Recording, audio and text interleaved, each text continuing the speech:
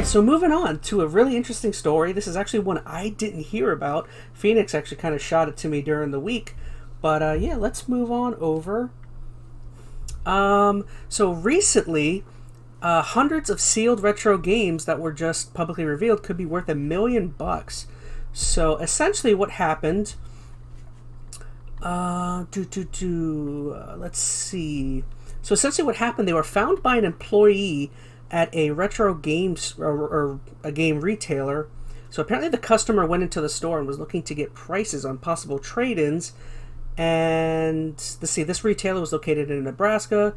Store owner is Chris Thompson. He's the I guess the employee kind of pulled him in when he was like, "Dude, you'll never guess what we got at the front desk." Right. But yeah, kind of basically they're just vestiges of an old video game store that shuttered in the mid-90s. I guess there's some discrepancy as to exactly when. It says possibly 94, but apparently some of these games came out in 96 or 97, so there's like, it's a bit odd there, but mid-90s. Yeah.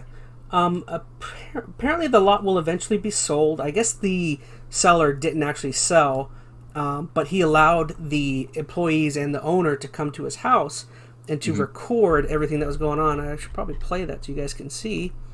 Now, there's a detail I might just be missing, because I read through it, but I don't know if I found it. So, the guy who has these games, what was his relationship with the games? Like, did he find these games, or was he the original store owner back in the 90s and just had all this in storage? I don't know. They never quite said exactly how he came across all of these my games. thing. I wasn't sure. Like, I know he came into this local game store. It's like, hey, I got all this stuff, but I don't know his story for having all of it, which I don't know. That I think will change my opinion on some stuff depending. But regardless, he stole it all. I'm not saying that. Not saying that. No. But yeah, apparently the guy apparently is looking to sell the entire lot, and what is there could be possibly worth millions. There's some crazy stuff in there. Apparently this footage that I'm showing you guys right now, apparently this only like encompasses like half of what is there, which is crazy because there's like, I'm salivating. There's like boxes and boxes full of sealed retro games, that's the dream. That's me and Phoenix's dream, is rolling up on stuff like that. So before we get too deep in this, I have a question for you. And I said you're only seeing like a snapshot of this. Say this is, I don't know. Oh, look at that, Turtles in Time sealed. I know, that one's a good one. Say this is, I don't know, 10% of the entire lot, which I imagine that's probably pretty low. It's probably closer to maybe half. I don't know. But looking at the big hitter games that are in here, which I know you haven't shown them all yet, but there's Turtles in Time sealed, Chrono Trigger, there's some Final Fantasies, there's like Breath of Fire 2. Mortal Kombat. Do you think it's really worth millions of dollars? Even if this is only like 10%. If you think there's 10 times more of this, is it millions of dollars worth of inventory? I don't actually believe it's worth millions of dollars, but that's because me and you are very up to date on the news and what's going on with the grading market and how WADA and all that stuff works. So I don't believe that it's actually worth that much, but I believe that the market thinks it is. Exactly. I think he would get millions. Oh, he would get millions. I don't think it's worth millions. Oh, yeah. Okay, so let's see. So yeah, apparently the guy is still going through the grading process and all of that stuff. He's not getting graded yet, is he? I thought it said he's just. It said considering. It said he started the grading. I think it said but he's still early. Okay, yeah, I didn't see. I saw that they were talking about the potential for grading and how long that would take. I don't know if he actually. It could be. I could be wrong on that. But yeah, I mean, I kind of have it in my notes here as well. You just mentioned it. It's going to be very interesting to see how YouTubers, influencers, collectors, and recent game sales from WADA, from games that have been graded by WADA, kind of affect, how his sale goes. I mean, recently on WADA, A Legend of Zelda sold for $900,000, and of course, everyone and their grandma all heard about the Super Mario 64 selling for $1.5 million. I literally had a grandparent, Grammys, they know you like video games, and they saw that and they're like, you could get $1.5 million for your Mario, and it's like, No, Grandma, I'm not getting The one that. with your name written on there in Sharpie, like little Chazzy written on the side. Yeah, it's like, no, Grandma, you don't know anything about That's gonna pay for your grading. mortgage, Chaz, right there. I know, but yeah. So I guess just to name off a few. I mean, Phoenix already said some, but there's Mortal Kombat 2, TMNT, Turtles in Time, Final Fantasy 3, Street Fighter 2 Turbo, Zombies Ate My Neighbors, Castlevania Bloodlines, Breath of Fire 2, and apparently there's, of course, there's massive numbers of sports titles that are sealed in there. Yeah, and that's what I noticed, and like, there's definitely some amazing games. Oh, there's there, a lot but of if you look stinkers through, too. Yeah. yeah, you look through those boxes, and it's like 80 to 90% of a box is filler stuff. So that's why I definitely think that $1 million price is really far out there. Even if you wager some of these main games are worth $20,000 or something like that. Once again, I think that's inflated, but even at that price, I don't think there's $1 million in there. But I guarantee you, based on the WADA and the grading process, this guy's probably going to make out with 3 to 4 million, maybe easy, if that's half of what's there. But yeah. So I did have a quick question for you. I don't actually know about you, but do you care about collecting sealed games anyways? Like, I mean, we've been doing this for a while, and to be honest, I really don't care about sealed games. Like I guess it would be nice to I do have some, but it's most certainly not something I personally care about. What about you? yes, I don't especially care about it. Like, usually if I buy a game, it's hopefully with the intent of one day playing it. I know at this Yes, point I've yeah. got too many games to play, and my general tagline is, well, I'm building out my retirement at this point. So when Mm-hmm. I'm 60, 70 years old, I can start, playing some of these games. But that doesn't mean I don't have sealed games, but they're not usually sealed for the fact of keeping them sealed. It's just I haven't gotten around to playing it yet, so I haven't ripped off the package. I mean, don't get me wrong, if See, I come like, across like a sealed Pokemon Red or something at a yard sale for look at five this bucks, one. Look how many soccer, and I think that I know. says NBA, soccer, some other sport. Madden's, Yeah. stuff like that. So go ahead. Sorry. Yeah. I was just saying, like, if I find a sealed game that I know has value to it, like, and I get it cheap, like, a Pokemon game or Super Nintendo game, what have you, I would probably keep it sealed just for the knowing the sheer value that could be there. But at the same time, I'm not looking for that or going to invest a lot of my money in that by any means. So that actually transitions well into one of the questions I had, which I think this might have been my favorite question I had. But sorry, cough. So, what would you do with a video game haul like this, and what would you keep? So, I want to answer first because Hmm. I feel like again, everyone, or should I'll switch back over. I just mentioned it. I personally don't care about sealed games. So me personally, what I would probably do is I would probably keep. I would have to look and see how many dupes are in there and how many dupes of each thing. But I personally wouldn't be looking to like totally ball out on money. Like I would probably keep a single sealed of each title, and then still sell the rest. So again, it would come down to how many dupes there are, but I mean that's just me. So I would be perfectly happy getting a million if it meant I could keep like a single of each sealed one. Hmm. But what about you? I'd sell a lot of it. Like, I mean, my opinions on collecting stuff like that is slowly changing. Like, I definitely don't care about the sealed aspect of it. I think it's my biggest thing. If it's a game that I don't think I'm ever going to be able to play, and if I have games like that that are sealed that I know cost, tens of thousands of dollars, I'm never going to play them. So for me, just leaving that on my shelf long term Mm-hmm. isn't super enticing. Like, I would keep probably Turtles in Time just because that game means a lot to me. I played that game all the time when I was a kid. So that I'd find kind of special to leave, sealed and put it on the shelf. But other than that, I don't know. Maybe Chrono Trigger, just because Chrono Trigger's awesome. Oh But yeah, I would I keep a would single. sell most of it. Mm-hmm. Unless it was open. Like there were open copies in there. Like I think like that X-Men, I'd probably hold on to that, which I think I already have X-Men. But you know what I'm Mm-hmm. saying? Like games that I could actually play, I'd make room for. But that's the other thing too. I don't have a lot of room. My collection is tight My in my goodness, tiny look little at that game room. video there. Hold on. Look at those barrels going all the I way know. down. A lot of games there, but no, for sheer size of it, I would sell it just because I can't keep that much stuff, and for the amount of potential value, at least right now, I'd sell a lot. I would keep some of the big ones that I think are neat for me that I have strong nostalgia for, but other than that, yeah, I'm getting rid of that. So one more, personally. The second half of that question I had was, what would you do with an extra million, or however much you think you would get for it? So just curious, what would you do with that money? I'd pay off my house, probably do some investing, go to Disney World. I don't know. I honestly don't know.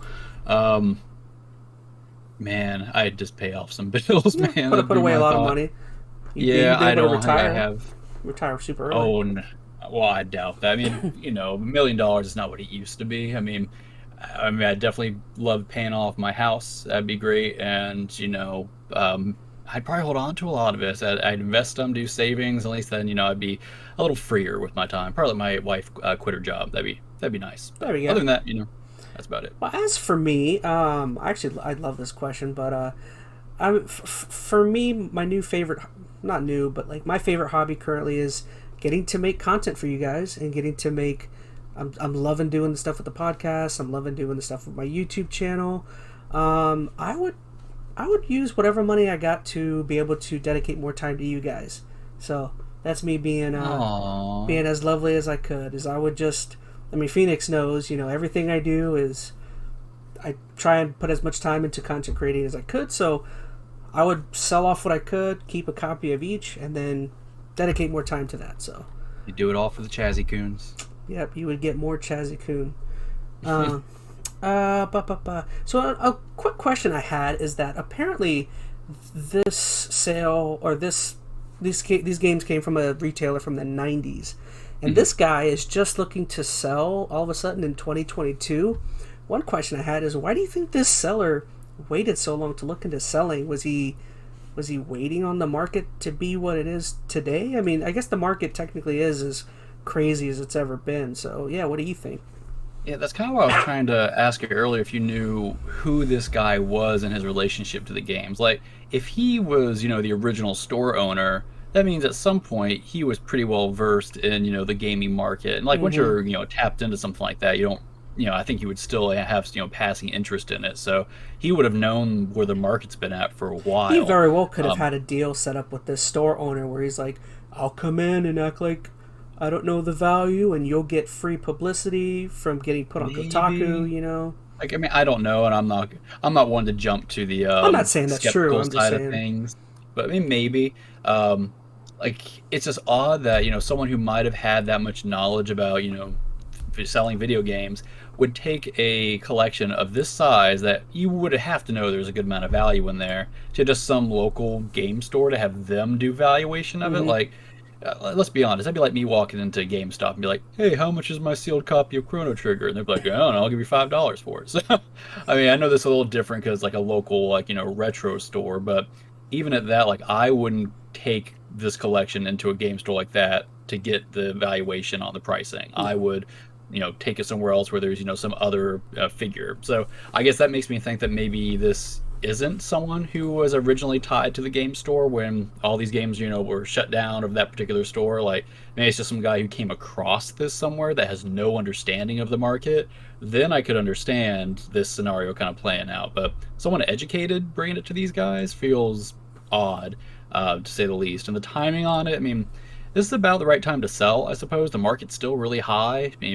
I mean, I'm sure at some point that will dip, but if you are going to sell, now's still a good time to do it. So, That ties into oh, another question I had, which was, how much longer do you think we have till this inevitable bubble blows on the game sellers market? Because, believe me, guys, it is almost definitely a bubble. Like, it's going to pop. The only question is, oh yeah. I feel like this one has gone on very long. So, It was because so much of the game's values have been, artificially kind of inflated, and there hmm hasn't really been enough information given to kind of let people, at least, general buyers, understand the true value of stuff. Like, the people right now that are paying these crazy prices, millions of dollars for Mario and stuff like that, are really not gamers. They are investors who are no. thinking, oh, this is just the next thing I can flip and make a profit off of. And the issue is all the value is now built upon this speculative value, right? As long as investors will keep pumping money into it, there's value. But at some point, that investor is going to turn around and want to sell his copy to make a return, hmm and there's not going to be another investor there to buy it. I think the issue right now is there's not enough data put out by like grading companies and whatnot on, how many copies of a game are out there. Like, that's been the big argument is these companies like WADA need population reports. I know WADA finally put one out in, was it like last November or December? I don't But it know. wasn't complete. It was like only a population report for NES games. Showing like how many of Mario ones came out and scored 9.4, 9.8. But notice I don't think they put any of that out yet for the N64 market, so that sealed Mario 64, there's no real comparison for it. And that makes it very hard to gauge something based upon where the true value would come from. Is it rare? Is it unique? Stuff like that. I feel like I should say, guys, like, if it seems like me and Phoenix aren't quite as knowledgeable on the WADA-based stuff, I think I think that can be attributed to the fact that, like, as for me, I'm just not a part of the seller's market. I'm 100% a game collector, and I enjoy collecting. I enjoy being able to say I spent $1, $5. You know what I mean? It's my collection is not something I want to go back and tell people, oh, I spent 150 on this. Like that. To me, part of the fun of the game collecting the community that we're kind of involved in, part of the fun is the hunt. Like, part of the fun is going out there, hitting the pavement, as they say, kind of hitting up all these stores, bartering, stuff like that. To me, that's... What's that? There's also there's two different kind of mode of operandums for collecting. There are those who collect it for like a passion, or nostalgia. Like, I like collecting games because I grew up with games. It brings me back to my childhood. Yeah, I have fond memories of it, stuff like that. Yeah, exactly. But like at this level that we're seeing now with all these graded WADA games, they're not collecting for nostalgia necessarily. Maybe some might be. I won't group it into a majority, but a lot of them are doing this for investment. They could care less about the game. They just want their money put into an asset that they can flip and sell. So that's, I think, the disappointing thing about this, and it hurts the general collectors who enjoy the game itself. Like, it hurts you and me, sure, because we can't find some of these retro games as easily as we used to, but it even hurts those non-collectors, just like your average Joe who's on the road, not the road, but going down to Play and Trade or whatever game store he's going to, and is like, hey, I just want to pick up an old copy of Mario Kart. He just wants to relive his childhood days, hopefully spend $50-$60, get the game and go. He doesn't realize that now Mario Kart is worth like $100, and he has to buy an N64 with the prices inflated on and all this other stuff, and it now takes that enjoyment away from just general gamers who want to relive a little bit of nostalgia, which is unfortunately. And all of this ties in really well to our topic from last week, where we talked about the Nintendo Direct and how port heavy that Direct was. A lot of that stuff that we're talking about with WADA and how it affects the grading and what the market is, a lot of that is part of the reason why we were so happy to see so many ports for stuff, again, like Klonoa, Chrono Trigger, stuff like that. It's right. It gives us a way to play those games, because once again, I'm not going on WADA and looking for a $500 Klonoa, because, I don't know, I refuse to spend that much for... I doubt you'd get it for $500 on WADA. Like, if it's WADA and graded, that Klonoa is going to be several $1,000s. Like, really? You can go on eBay and... Well, that's the thing. Like, WADA, you're looking at graded games, and the price jumps exorbitantly after that. Fair enough. Yeah, like if you go to eBay and you're looking for a CIB copy of it, then yeah, it's probably $400 or $500, what have you. But as soon as it's graded, man, the sky can be the limit on some of that stuff. Because once again, now you bring investors into it. They just they pump those prices. But I don't know. In a way, that kind of leads us to our other topic. I don't know if you're ready to switch yet. Switch right.